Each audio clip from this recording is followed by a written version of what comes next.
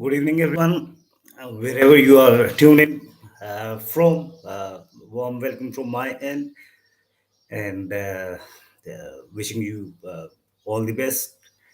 And today we are discussing a very, very interesting topic, and it is my personal favorite. I'll say, it's been 2 or 3 times I have dived into the history of subcontinent India and the Mughal Empire, and uh, moving a bit more into the past, and every time it has opened new avenues. That's one of the beauty of this topic. And moving further, so the way it is documented usually creates a lot of problem for all the keen researchers. So we will try to keep it simple and to the point. And as you can see from the topic, we are exploring the complex relation between East India Company, which is always portrayed as a villain in this part of the world, uh, and the Mughal Empire, which was there at the time of the arrival or the interest when it was developing for the East India Company. And for that, yeah, this requires a little bit different paradigm to analyze. East India Company, if you like any keen student, you remain a student when it comes to history. There is no expertise. You try to learn, you try to share, you try to learn more, explore more, refine your research and everything. So I'll definitely say that my thirst for understanding what this East India Company was has been fantastic. The more you dive into it, the more you realize it, giving the devil its due. That's like, yeah, don't make it as my prejudgment, but giving the devil its due, if you see it from their angle, it is one of the most exceptional takeover. At the end of the day, you have to realize there is reason it is called a company. It wasn't a state. It was a company which was established somewhere around 1600, and a few keen investors, they sat together. They said, okay, all right, there's an unexplored route in England at that time, uh, was lacking behind in terms of naval might. And at that time it was he who controls the sea controls the land. That was the mindset. And they were nowhere. Later, when they ruled the entire world, it was based on their naval power. So we are into that era where they were nowhere, and they wanted that piece of share. The Dutch, the Portuguese, the Spanish, the French, they were controlling everything. So in this desperation, like, I'll just give you a view. What was Mughal India? Exactly, if you say around the time period 1625 to 50, correct the info if it moves out of the time frame. It happens. We are generally discussing the thing. Uh, the three main provinces of Mughal India, that is, they were the textile hubs. There were Kolkata, Bihar, Orissa, Bengal. They collectively contributed, as per some accounts, some 25% of the GDP. And that's not national GDP, that's the global GDP. We are talking about the globe. You got Mughals there, Ottomans there, then imperial families stretching from Russia to England. So they all were there. And what was happening? The 24%, or let's say a quarter of the world GDP, was flowing out of this area. And what was happening was, it was the textile, it was the manufacturing that was happening, and then it was going across the globe. Then the spices were there, but textile, the more you dive into it was the crown in between. And England, as per some account, was contributing around about 6% of the GDP. So uh, a lower power coming to a superior power in in effort to make inroads. So a company comes, and the company usually comes with a business. In the first uh, invoice and the first expedition, I covered it in one of my lectures precisely, that timeline. And for 2 years, they were unable to get their appointment in the court because the Portuguese had their hold here. They were trading well. The Mughals were deriving the fruits, and for that reason, it was uh, they couldn't have it. But then you move a little further, and then you realize, hope it is Jangir that we are referring to, that he grants the favor, and that they are business favors. But one of those letters, which I am unable to flash it right now, but if I could do it, that would have been very good, because it shows you have autonomy to deal anywhere you like, and you are free to set up anything on your ports. Again, we had discussed in an earlier lecture, so that gives you an insight. So how it was. So what was happening was, if you see it in this angle, that the Mughals arriving from the east, the Central Asia, and being threatened by internal rifts, and then the way uh, Iran in the shape of Nadir Shah, who came later, that's in the 18th century, but still the perception of them. So they somehow were so well equipped, like a million strong force. That's what they had, with the mighty elephants and everything. So they never saw anything coming from sea as a threat, and to them it was such a liberal state that people were living pretty well. Religions, art, everything was progressing. The business, out of nowhere, they were controlling the entire textile market.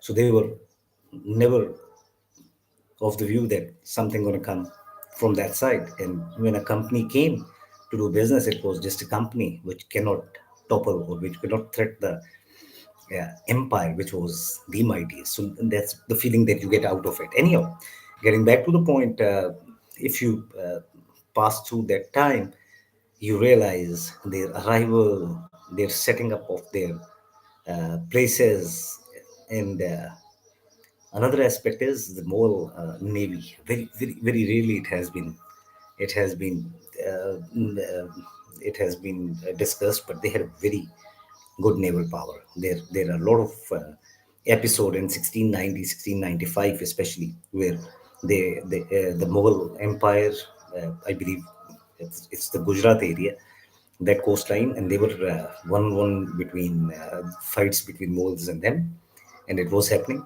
It was happening. It was a reality. And in one episode, I think that was 1690 during Aurangzeb, that they were routed, and they were the East India Company uh, was to pay them their retribution cost, which was somewhere around.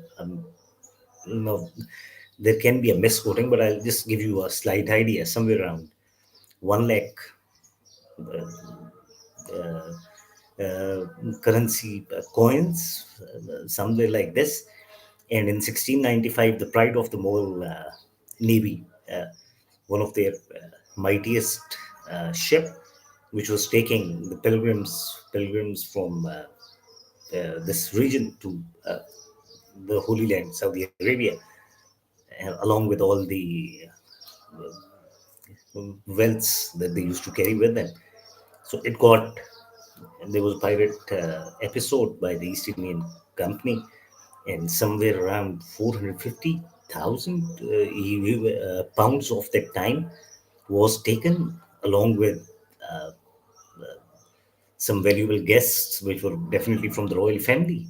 So this this shows the confrontation that was there in terms of different time frame. And Aurangzeb, usually when you write the history, they say Aurangzeb is the person who should be regarded as the timeline where that empire collapsed. Now, broadly speaking, the Moors came from uh, a legacy, a bloodline, which was more of victors rather than the people who had set up empires. I'll just put it like this. And they were very different once they came here with Babur. And then you go on Humayun, you keep moving. Uh, Akbar is there, Shah Jahan is there, and then moving into Aurangzeb. So they learned very well how to rule an area which has very much minority in terms of the same religion, which is the Muslim base, and Hindus were in majority. There's overwhelming number. They were ruled by a minority, and not only a minority, an unsettled minority. Unsettled minority, I will like to explain it because they were not native Indians. They were not native Indians. Like you see Marathas, you see Sikhs coming against Mughals fighting, but Mughals were not born here. So having a minority and then within that an alien orientation makes it a very difficult context of ruling. And they did. I mean, 1500 till 1857, that's the tenure of 3 centuries. Whether you, that's a different story whether they're ruling or not ruling, but still they were there. So that they made their name in the history. One element is the secularism. The secularism, Deen Ilahi, Akbar, intermarriages, leniency, these sort of things, they were very calculated measures, very well planned out. That's how you create an empire, long lasting empires, which stand. Now, that was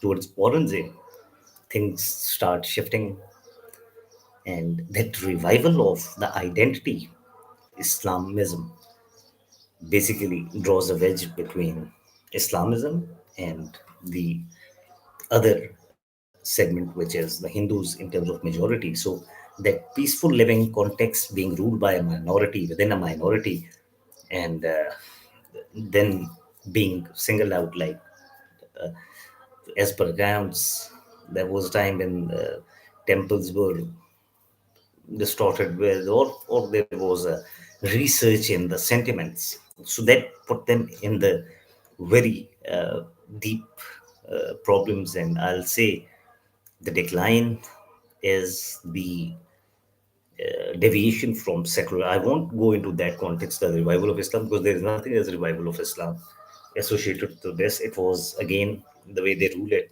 the political stunt that happens in previous century as well. You use the religion just to rally people, but at the end of the day, it was by all means their deviation from secularism that caused them the disloyalty within the cracks. And while East India Company, you see, making inroads into India, they are turned towards the internal enemy, and that is the Marathas, the Sikhs, which they are continually fighting. And of course, that shows that I'll just conclude with my Mughal segment and moving a little further. Wars of succession. I mean, that's where I wanted to link that East Indian, East Asian, that not barbaric is a hardliner approach. That's a civilized word for that. That came into being. I mean, every king, either he by when he used to pass, there was you can't call it civilized. The way it was a war of succession, who is the fittest will rule. It's like in old days when there was an open field and the sons used to fight and whoever wins. I mean, that's a very, there should be a mechanism. Yeah, that's how it happens. The conspiracies within the house is all There, if you go to Zaz, if you go to Tudors, whatever you call it, that remains. Even in Kublai Khan, you will see the same thing. But here it was controlled because it was within the household the fighting was going on. That's something pretty strange. There was no learning on that line, and that loss of so much wealth, so much manpower, trained army. That's something. I'll just compare it like this: that Napoleon walking into Russia with an army of zero point 0.5 million trained, top-notch soldiers, and walking out of Russia, Tsar's Russia, with only 50,000, actually ripped him off his glory, because that remained a mark on his leadership. So that loss is like whatever happened, that actually happened with all these successions. They lost their pride. They lost their pride. That's now how the things work in a systematic way. So I'm pretty sad with this side of their rule. Now to East India Company. Now, overall, if you see, they remained a company, and the biggest problem is to be- make a divide between the empire itself and the company. Because at one time the company, actually, when it took the post Battle of Buxar, 1756, 1764, that was that the company took over the three provinces, which were, in terms of its wealth, its potential, they were bigger than the empire. So the company surpassed the empire. That's actually what happened. And as you move further, this continues like this. So it's very difficult to differentiate the crown, because at the time of its that previous video, we have that motto, the logo, when it was established, and it clearly linked it with the royalty. It needed that degree as well, and then the monopoly that it played. So the crown was riding on that company, and when it became too big, 1857, sometimes it feel it has two meanings. I hope I'm not jumping that much. That it it was a perfect excuse to take over the company. The crown then lived on it. That's how I would say it. And towards 1857, I think let's move a little back.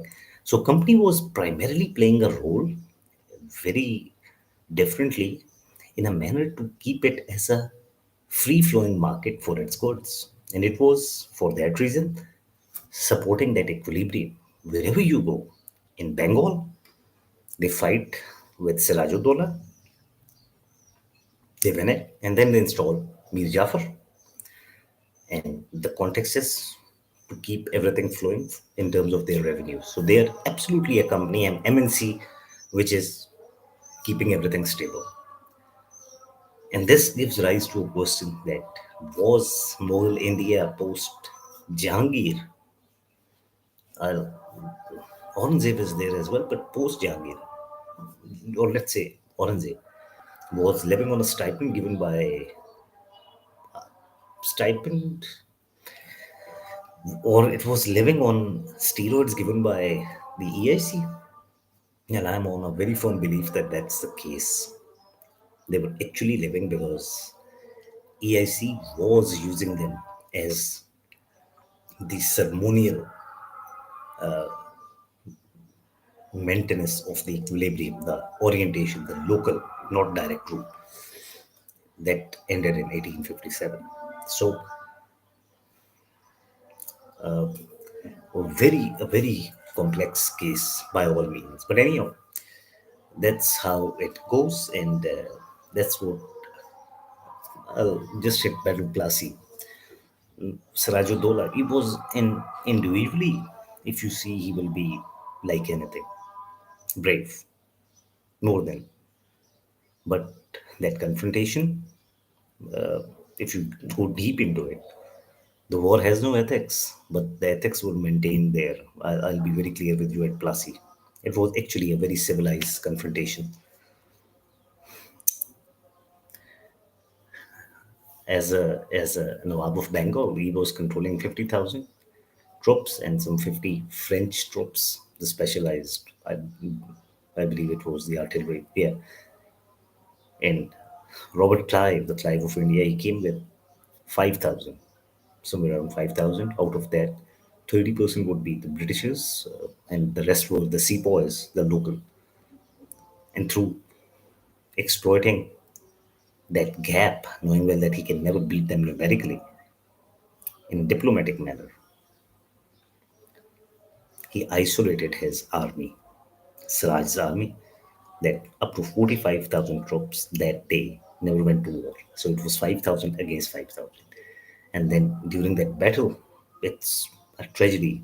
Mir Mardan, his top line, they they were they they were killed in action, and that changed the entire thing. And then up to some account, the way they were unable to use their cannons because of the gunpowder getting impacted by the rain that happened, that changed the entire context, and Clive was able to utilize his forces. And then you see, and he was coming with a rage that you can't isolate the story of Clive with that black hole of Kolkata. It, it can be anything. Again, it's part of history. It is history. You have to see both of the things. But if you ask me, morally, the crown woke up and took over the reins after 1857. They should have, the rise would have come when it was actually the famine of Bengal. That was an important thing. And one third of the population wiped away. That's no joke. It's a stain that will remain not on East India Company but the crown. By all means, it will stay with the crown. That's a very unfortunate episode. That's what is uncensored capitalism at its peak. You just don't rule like this. So we're done with around 25 minutes of telecast today. That was an alternate view of the entire Mughal East India Company chapter.